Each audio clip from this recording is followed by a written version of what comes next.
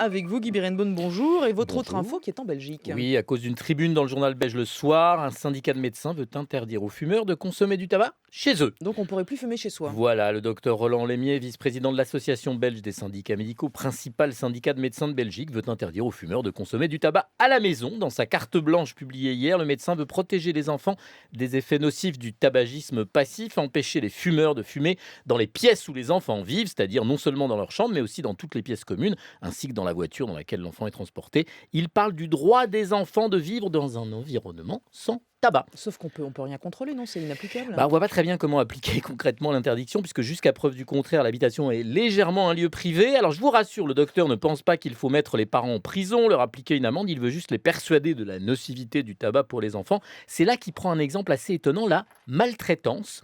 Si vous donnez une fessée à un enfant chez vous, il n'y aura peut-être personne pour le vérifier, mais s'il y a des signes extérieurs qui le démontrent, on peut juger bon d'avoir une visite de l'Organisation nationale de l'enfance, c'est lui qui parle.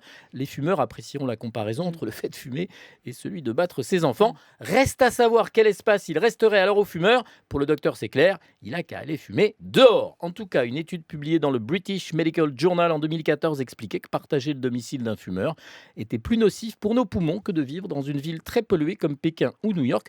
New York, où vous le savez, Fabienne, certains syndics interdisent déjà de fumer dans les appartements. Pas seulement New York d'ailleurs. Voilà, pas Partout aux seulement New York, États-Unis, ouais. beaucoup de villes des États-Unis. En attendant, moi, docteur Guy, je prescris un peu de Sioran à nos auditeurs. Ça vient des syllogismes de l'amertume. Dans les épreuves cruciales, la cigarette nous est une aide plus efficace que les évangiles.